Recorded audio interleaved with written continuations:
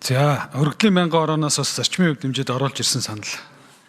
За, засгийн газар ч гэсэн ард иргэдээс санал асуухад ард иргэдийн дийлэнх нь боловсрол эрүүл мэндийнхаа салбарт анхаарай гэд санал өгсөн. Гэхдээ төсөвдөр бол анханасаа орж ирэхдээ цалинг нэмүүлэх тал дээр мөнгө орж ирээгүй. Тийм учраас энэ асуудал бол нэг талаар бол багш эмчнэрийн итгэл жоохон алдарсан байх гэж би бодож байгаа. Энийн өмнө жил болгон боловсрол эрүүл мэндийн буюу суурь салбараа дор хаяжны 30% нэмээд явъя. Тэгээд үндсэндээ 25 он дуусах 26 он гэхэд үндсэн цалин хөлс орлого нь 3 сая руу өгөх юм байна гэдэг ийм гэрээ хэлцээрүүд би өөрөө энэ үйлдвэрчний эвлэлд байж ирсэн хүний хувьд бол маш сайн мэдж байна. Сүүлийн 10 гаруй жилийн хугацаанд энэ асуудлыг тавьсан хүний хувьд 23 онд жишээлбэл хөдөө орон нутаг аймгийнхаа хүмүүст сар болгон 40% нэмэгдэл 20% нэмэгдэл болгоё. Үндсэн цалингуудыг 20-с 30-40% нэмсэн. Тэгэхээр яг ийм байдлаар бол жил болгон ингээд шийдэд явъя гэдэг л ийм л хүлээлт байсан л та. Тэгэхээр одоо гинт тэр хүлээлтэнд талаар болоод энэ жил нэг 6% гэдэг. Би энэний өмнөх засгийн газар ч гэсэн шаардлага тавьж. 6% ч ойлгохтой нэмэгдэл болохгүй. Ядаж бүгдийг хамааруулж ирснийхаа оронд энэ суур хоёр салбар дээр анхаарья. Ийм гэрээ хэлцээр хүлээлт байгаад байгаамаа гэдгийг хэлж байсан.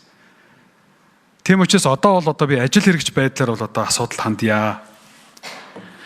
Засгийн газар их хурлын гишүүд ямар ч байсан санал гаргаад 40 гаруй гишүүд бол гарын үсэг зураад ер нь бол энэ багш эмчнэр дээр бол анхаарал хандуулах хэрэгтэй байна. Тэр тусмаа боловсролын жил гэж байгаа бол энэ цалингийн үе шаттай байна уу? Иргэжилтэд багтаагаад ямар ч байсан тэр 3.5 саяд нь хүрэх тал дээр бол санал нэгтэй байна. Би бол энэ гишүүд бол баярлж.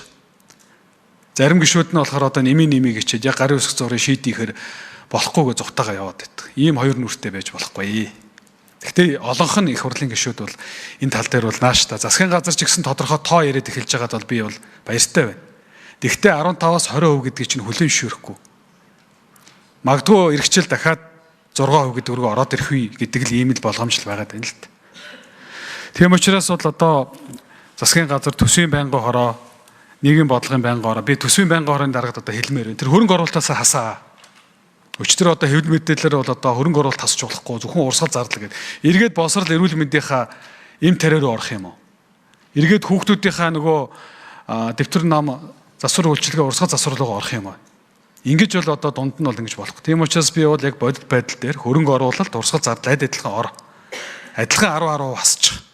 Тэгэх юм бол 1.6 орчим их найдвар гарч ирэх гээд байх шиг байна. Тэгээд эх ондоо багтаад хамгийн доотлол нь 1 минут нэмээ авч. 1 минут нэмээрэй.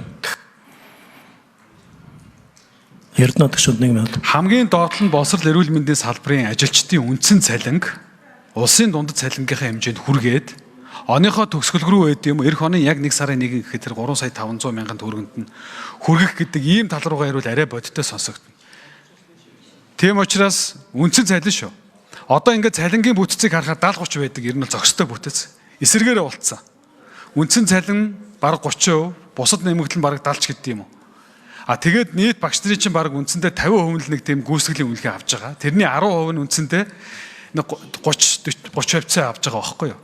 Тэгэхээр энд чинь бол жоохон мэдээллийн тооны зөрүү бол хол байна. Тийм учраас боловсролын яам, эрүүл мэндийн яам тэр хилцээрээ гээд улсын 3 талд хилцээрээ уул нь аль энэ намар 100 хийгээд төсвөө нэг тоон дээр уулзаад оруулж ирэх ёстой байсан.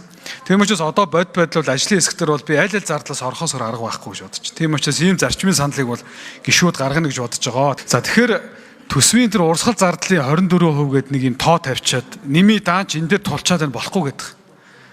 Маш тодорхой санд би бол хэлсэн шүү дээ. Нийгмийн даатгал, эрүүл мэндийн даатгалын сангийн зардал чинь урсгал зардал, төсвийн урсгал зардалд орохгүй. Би даасан сан 6-7 их найдын тэр зүйлийг 24% оруулж тооцох угаасаа утгагүй. Тэний бүртгэл мөртгөлийн өөрчлөлт шинжилэл 3-4 жилийн дараа л болно гэдэг. Үндсэн концепцийн хувьд угаасаа худлаа юм бид нар оруулж ирчээд төсвийнхаа дээд таазыг тавьчаад тэгээд цалин тэтгэв нэмэхээр болохгүй. Тэгээд урсгал зардал дотор нь хаа ихээр одоо гишүүд яах юм? Татаа тунгаадах юм уу? Урсгал зардал дотор тэрийг хас энийг хас гэдэг. Тэгээд хөрөнгө оруулалт руугаа орохгүй гэж байгаа. Уул руу зам тавих, нуур руу зам тавих энэ мөнгө яг өнөөдөр багш эмчнэрийн цалин хөлсөд зэрэгцүүлээд тавих тийм чухал юм уу? Яг ийм бодит байдал руугаа хэдүүлээ ормоор байна гэдэг.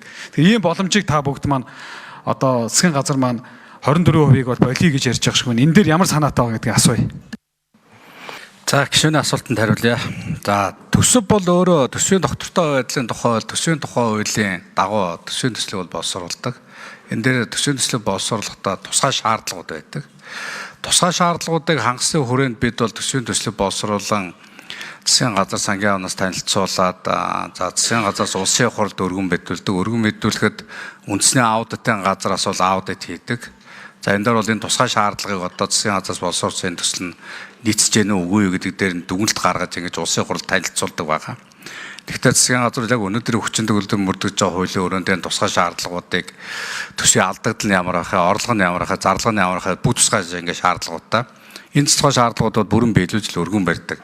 За энэ тусгай шаардлагыг бол өөрчлөх бол юм ямар нэгэн боломжгүй. Өөрөөр хэлбэл энэ төсвийн доктортой байдлын тухай хууль гэдэг маань өөрөө төсвийн гол үндсэн зарчим юм байгаа. Тэгэхээр одоо бид энэ дээр энэ хуулийн дагуу л өөрчилсөн. Тэрнээс одоо бид энэ үнийг өөрчлөх одоо нөгөө талдаа төсвөрийн мэдээлэлд бол нийцүүлж өргөн мэдүүлж ингэж боловсрогдож улсын хурлд өргөн мэдүүлдэг байгаа. Тэгэхээр бид бол айл болохын төсвийн доктортой байдлын хуулийг өөрчлөхгүйгээр доктортой мөрдөж бид төсвийн сахилга батыг чанд мөрдөх нь зүйтэй маа гэдэг ийм байр суурийг сангийн ам бол нэлээд хатуул баримталж байгаа.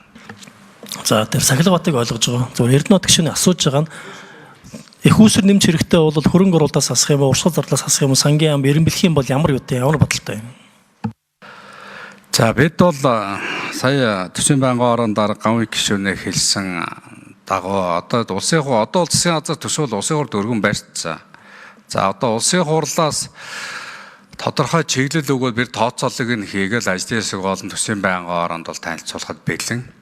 Яг ер нь бол зүгээр бидний барьж байгаа зарчим бол хөрөнгө оруулалтын зардлууд бол яг эдийн засагт шууд нөлөөлдөг, бас эдийн засгийг дэмжих байдлаар зардлууд гардаг учраас бид урсгал зардлыг дотор нь урсгал зардлын нийт дүн нэмэгдүүлэхгүйгээр зохицуулал эргээд энэ илүү үр дүнтэй маа гэдэг ийм байр суурийг л барьж байгаа. Энэ дагуу яг төсвийн байнгын орон дарга бол түрүүнд өчигдөр бол урсгал зардлыг дүнд нь багтаагаад зохицуулах зүйтэй маа гэдэг ийм байр суурийг бид бол энэтэй санд нэг л байна.